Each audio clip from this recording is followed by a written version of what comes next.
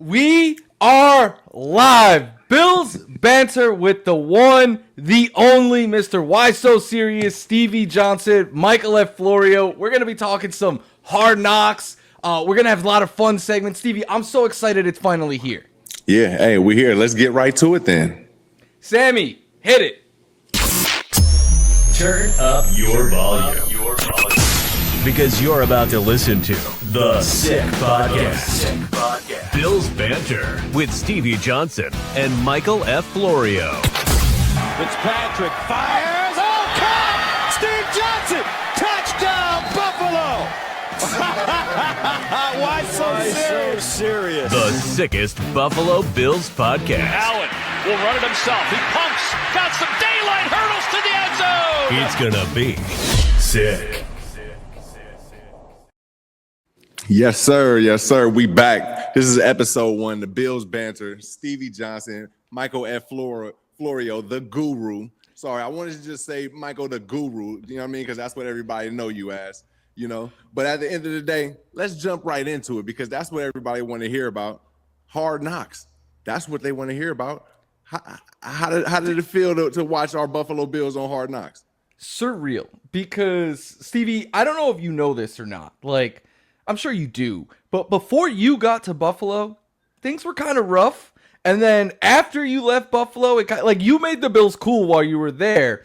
But there were years where the Bills would not have a primetime game. Like, you couldn't watch them on Thursday night, Monday night. And now they are on the biggest football platform there is. One, how do you think you would have done if your Bills were on Hard Knocks? I mean, it's always going to be entertainment, you know, especially, you know, being in the locker room, getting that insight. You know, what you see now is what was already cooking in Buffalo from the community, from the players' competitiveness, you know, that family-oriented locker room. That's what we had back in the day also. So you would have saw that love. You would have saw the authentic Bills Mafia, the origins, you know, why it is family. Buffalo Bills Mafia means family, and shout out to my guy Dale, got me right with the shirt. And but yeah, you know, as far as, you know, wins and losses go, yeah, that could have been different, but you know, they would have saw the origins and the real love. You would have stole the show, I think, on that roster. Like a lot of people say that, Mike, but if you really would have dove in, y'all would have saw I was more quiet than people really thought I was. You know, I was more, you know, in the locker with a towel over my head, probably looking weird, looking like an alien. But, you know, that probably would have been something that the world would have been interested in, you know, even more. Did you ever think when you were playing with the Bills like that, like, because growing up a Bills fan, I never thought I would have saw the day where the Bills were on Hard Knocks. Like, it shows how far this team and organization has come in the last 10, 20 years. Like, again, there was time where they weren't even on TV. You'd have to wait a year to see your team if you didn't live in Buffalo. And now the whole world is getting to see them. It's deserving, but it's awesome as a fan. Yeah, for sure, man. For sure. It definitely is. You know, and it shows with the community. Like you said, it was times where the Bills wasn't on TV, even in years when I played there, and you had community guys step in and pay bills for networks so that they can get the Bills games on TV. So, you know, it just shows, you know, all of the hard work that the city's been doing in the past. And now the NFL had to pull up with cameras to see what it was really about. And now it's time to really handle some business. Look, the clear star of episode 1 is the clear star of the team. It's Josh Allen. He married Haley Steinfeld and everything. But Deion Dawkins, I'm happy he's getting the proper light shined on him because he is such a character. But I think you could speak more on this maybe. I think Keon Coleman, as the show goes on, he is going to become one of those fan favorites that people just love to watch. Yeah, and he already had that aura before the show. You know, I think this is a great thing that the HBO cameras are there in Buffalo checking out the team because it's more opportunity for them to, you know, build their brand. And, you know, we'll see a lot of our Bills worldwide now.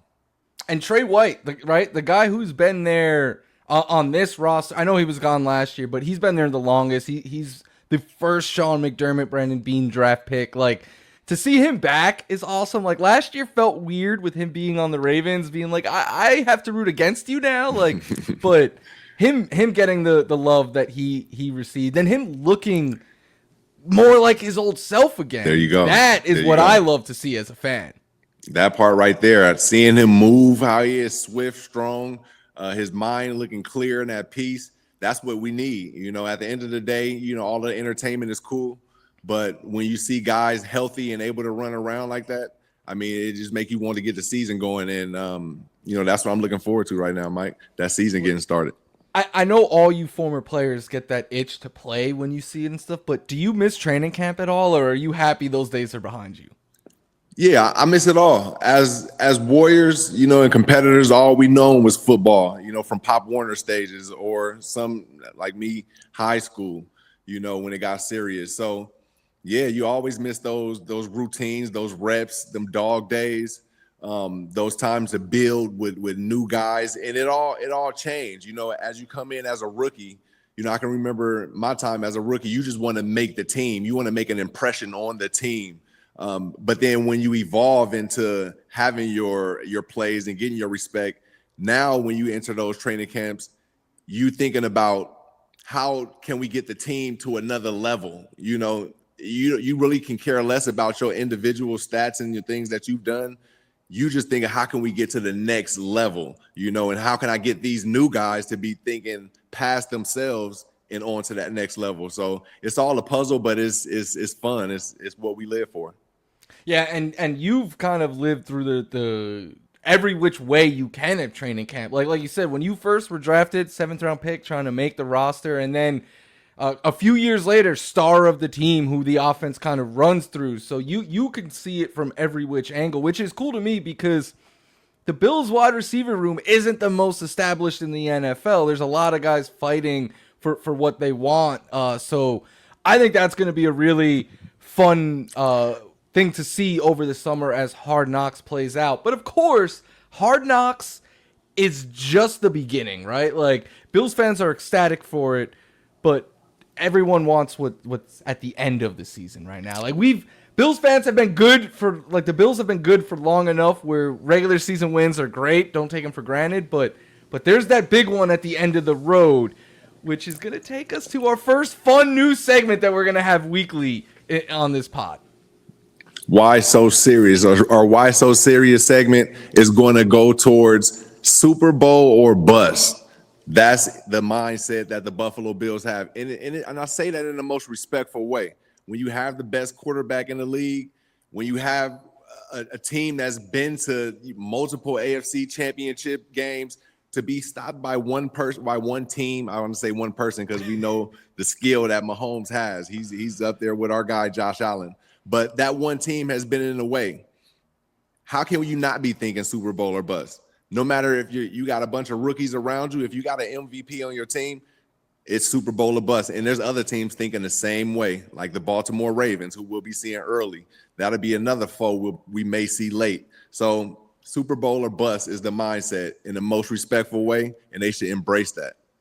I look, as a fan on the outside, just watching, I agree. And I think that should be the mindset ever since Josh Allen broke out, right? Because when you have an elite franchise quarterback, everything changes. Like, you don't care about winning the division anymore and regular season games. Like, that is supposed to be a given.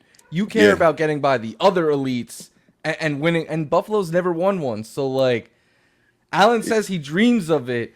But, Stevie, you've been the man in the arena before. What do you think the Bills need to do to get over that hump that they're so close to knocking on the door? Eventually, what do they need to do to break it down? Yeah, and you said it so well as far as with Josh Allen's confidence, you know, wanting to get the team over that hump and being that leader, being that guy. And, you know, just to think on his side, that's a lot of pressure on him. Although he plays it very cool, that's a lot of pressure on your MVP. So what I feel to get the Bills over the hump is help him, surround him with more help. And that goes from coaching staff, goes from the training staff, and also his teammates, you know, to be on that level, to listen to him. I'm very excited for Coach Brady. You know, how he's came in and brought this offense from, I believe, 3 years ago, it was only averaging around 15 to 18 points. Now they're averaging at least 29, 30 points a game, you know, from last season. So imagine what Brady's going to do this year with a MVP-led Josh Allen and more weapons, more healthy weapons, you know, in that receiver room. So to get over the hump, health and having guys that's on the same page as Josh Allen, obviously. I do feel like this is the best the Bills have been positioned in a bit, because a couple of years ago the defense was still good, but they were starting to show signs of age. And then last season was kind of the like, let's tear it down a bit, let's get younger, and next year we'll have more cap and stuff. So they surprised last year with as far as they went. Each of the last 2 years, you could argue, like, not even the help on like a season standpoint, but just on like I don't want to throw anyone under the bus, but a couple of the last big playoff losses, we've had some throws bounce off of people's hands or something like that. Like, if you just reel that in, we're talking about it a little different. But Stevie, as not a player, the one thing I think the Bills need to do that they haven't been able to do is get the 1 seed. Because not only do you ensure then that the AFC runs through Buffalo, but all the top quarterbacks are in the AFC right now. So the 2-3, like last year, is Allen versus Lamar and Bills Ravens. And after that, like you take a beating and you have to turn around and go to Kansas City and play the Chiefs. Like it is such a hard thing to turn. And I was thinking about this last night, and I was like, the years the Chiefs haven't gone to the Super Bowl have followed a win against Josh Allen and the Bills. So like you could speak more on this, but I do think there's something that when you have teams that are this good, like if you only have to face when you face each other the next week, there has to be some lingering effects on the body. Man, yeah, and it is, but I think it starts mentally, man. And we go start it right now on the Sick Podcast. It don't matter where the game's gonna be played, whether it's 1 seed or 3 seed or 6 seed. If we got to be on the road and get these wins, we have Josh Allen. You know, again, there's more pressure on him, but that's our guy. You know, we originally drafted this guy. So it doesn't matter if we're on the road or at home. I just feel like it's going to come down to the team having a healthy unit and Josh being able to get the ball out faster in the offense to different guys and let the weapons, you know, be the playmakers, you know, and not spend most times with him having to make the plays on the field. And I don't know if you feel this way. To me, I think the AFC is represented. There's 3 teams that I think could represent the AFC in the Super Bowl. It's the Chiefs, the Bills, and the Ravens. No disrespect to the Bengals obviously have all the talent in the world on offense. I need to see their defense prove it before I put them in that category. And then there's a lot of other teams like the Broncos, Chargers, Titans for our producers, that have talent, but I don't think are in that group. Is there anyone that you think jumps into that group, or do you think it's those 3 teams and that's probably who's in the Super Bowl? You know what? I'm gonna give respect to the Houston Texans. You know, Okay. They actually beat our Buffalo Bills last year, and props to every team, you know, because if you don't show up, every team is scary. You know what I'm saying? Yeah. So when we think back on last season, what happened to our Bills that game? I felt like energy beat us. The Houston Texans came out with energy from quarter 1 through halfway 4th, you know, and we came out with energy maybe halfway through the game, and we still only lost by a field goal, or what was it, a touchdown? So it's like, a field goal. So with that being said, the Texans are a dangerous team, you know, led by C.J. Stroud. They had a receiver that go down in the first half, and you know, that was huge. He'll be back healthy. We also had a receiver go down. They got the win on us. So I got to give props to Houston Texans. As far as the Denver Broncos, another great team. They got a lot of hype around their defense, but you know, we saw them come into Buffalo, and you know, they didn't really do much, and I didn't expect them to. But good run out there. They building something good. The Texans, the Titans. I'm sorry, the Titans. Cam Ward. I like the Titans. Cam Ward. He's a dog. I think he's going to be something special. He's got a good surrounding, and I also love my guy Olawufemi Oladipo. So that's why I love the Titans. I'm like, I got my eye on them. I'm hoping that Oladipo can somehow come to the Bills later on in his career. Defensive end, yeah. That would be you'd be cook. I mean, look, the Bills they churn out defensive talent, but you put someone like that on that D line, it's what Joey Bosa could potentially be if he stays healthy this year. Like you get that what Von Miller was a couple years ago, the closer on defense, kind of like when you need a stop, someone like that could get you a sack. Before we move on to the Bills wide receiver room, though, I did want to. One thing from Hard Knocks was they were showing the new stadium that'll be open next year, and they said there's going to be like no wind. How bad does that wind get late in the season when you're on the field? Yeah, it's pretty crazy because people don't really take that into account. You know, you just think what you watch is how it's happening out there, but the wind is pretty wicked out there in Buffalo. Does it play a huge part in it? No, not really. But you know, like during warm-ups, when you first go out there, it's like, oh wow, like it's really windy down here, and that can get you. But as athletes, you know, you pretty much prepare for it throughout the game for any situation to be kind of shifty and off. You know, and that's how it is. Where you realize like these Buffalo winters are no joke. I mean, every year, you know, every year you can go from it being looking nice out, and then right around October, around that Halloween time, you wake up and it's just a blanket of snow on the ground, and it looks beautiful. You know, at the end of the day, it looks beautiful. Yeah, it's cold.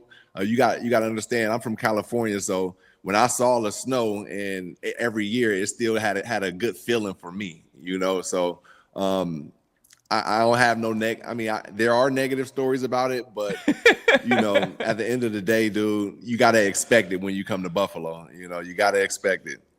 Look, I grew up in New York City. Those New York City winters can be bad. They're nothing compared to Buffalo. And now living in California, that's why I had to ask. I was like, it must have been a bit of a culture shock. Like, yeah. Hey, but my kids, they love it. They want to go back every year. And they only want to go back when it's snow and it's cold, you know? So I love it. I love it. They get I mean, you live in San Diego. Like, they get good weather 11 and a half months a year. So I get why they want to experience snow. Yeah, all the time, man. But yeah, it's good though. They mafia to the fullest. As they were born into it, they didn't even have a choice. I feel like. Hey, matter of fact, big shout out to the mafia. They actually donated to get our girls to the championships, and they got these glasses from us from the state championship game that they won. So shout out to Bills Mafia for supporting our girls in Escondido. And of course, Bills Mafia wouldn't exist without the man to my digital right or left.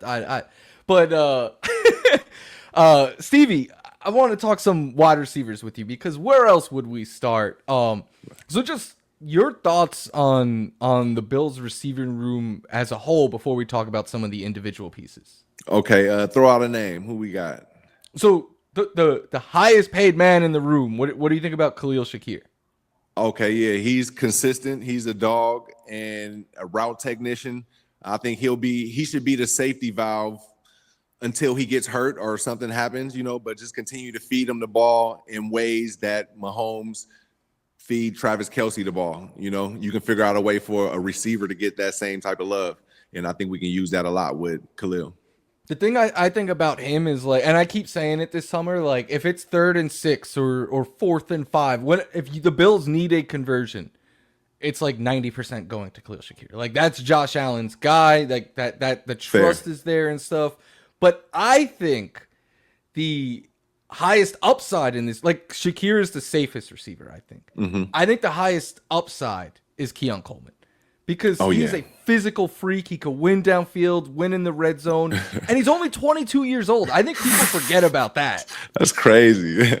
That's crazy. But look, imagine Khalil Shakir, Elijah Moore, Josh Palmer, all in one person. That's Keon Coleman, basically.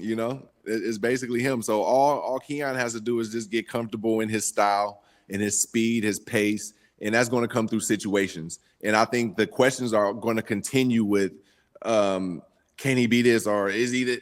It just got to happen through game footage, and he can't really do anything about the he say she say except for continue to handle his business and keep having fun like he's been doing.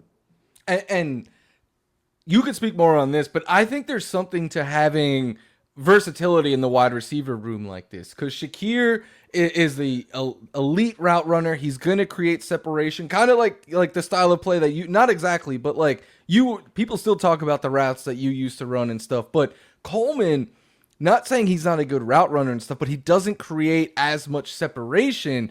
But he is massive, and We he can just go we up just and need snatch the 2 ball. days. I think 2 days together, and we'll be good. Really, I know I can get him right in 4 hours on the field, but it's about, you got to commit to it though. You got to commit to it, and there's only one thing. I give it away right now. At the top of his routes, he just needs to do a juke or something. But it's a little bit more than that, because you got to communicate with your quarterback. You got to do steps. You got to. I'm going to do this type of juke when the DB is placed here, maybe inside leverage or outside leverage or head up. So it's a little bit more than just getting the juke at the top. But yeah, once he figure all that out, because he's got those pieces around him for him to watch film and be like, all right, let me add that to my bag. And I think after this season, you will see an even more polished Keon Coleman. This year, you're going to see a dynamic and explosive one. But his third year, you're going to see something even different, and I'm looking forward to seeing his evolution. And for someone like Coleman, while we're on him, like, you got drafted and then you had to come to camp. Obviously, it's a little different. Coleman was a second-round pick. He had his roster spot secured. But, like, what that first year, like, I feel like a lot of it is, like, anytime you start a new job or whatever, right? Like, the first beginning of it is trying to learn where everything is. And I feel like year 2 is when you get to, like, focus in on your craft. Yeah. Every player is different, brother. Every player is different. You got some players that's attracted to the entertainment and the lights outside of the game. And then you got other guys that just love to show up to practice and learn things. And, you guys got guys like me. I just end up stumbling upon being able to play on a practice team with Ryan Fitzpatrick, who was saying, hey, just do what you got to do, and then I'll figure it out. And that was fun to me, and that just ended up evolving into something special. So that's why this connection with the Bills Mafia is unique. As far as Keon Coleman go, with being a top ranked, or not top ranked, but a highly drafted wide receiver and athlete, he's coming into a system where they're welcoming him. I was kind of do or die. They're welcoming him, so he's got a comfortability that should help him evolve into the next level, especially with a MVP quarterback. So everything should be sky's the limit for Keon, but it's gonna be on him to evolve with it. And if you want to listen to the noise outside, like those guys I said, paid attention to the entertainment world, those guys kind of like fade off, but I think Keon's at a good point with a good surrounding of players that can keep him on task. Yeah, and those are going to be the top 2 guys. But then Josh Palmer got paid this season. He is a downfield separator. He creates separation at one of the highest rates in the NFL, which I think is scary if you give Josh Allen that. There's Elijah Moore, who could really operate well out of the slot, play out wide a little bit. But you talk about versatility. Curtis Samuel is like the Swiss Army knife in this room. You could put him in the backfield, in the slot, out wide. He could do it all. Yeah, and he's had success in the NFL, so he knows what it feels like. He was just getting comfortable in the offense, dealing with injuries, also running 100 miles an hour to prove himself, and that happens. Our guys are really elite athletes, and, with these years under their belts and having that comfort of being on the team, I think there'll be the pace will slow down for them all, and Samuel's one of those guys who I feel like when we spoke on Khalil Shakir, get it to him as much as possible. Yeah. You have to be dynamic in this league because injuries are going to happen. It's inevitable, and Curtis Samuel's one of those guys who's had success. When I say success, 400-500 plus yards in the NFL, so he knows how to handle himself throughout a season. So just keep giving him the ball more and more, give Khalil the ball more and more. And if you can, I would love to see them mix Dalton Kincaid, where he's not getting too much down the field throws, but more short to intermediate. and just let him fall forward or be creative, get back to that as opposed to looking at his route techniques and things like that. Let's be a little bit more lazy, but more efficient.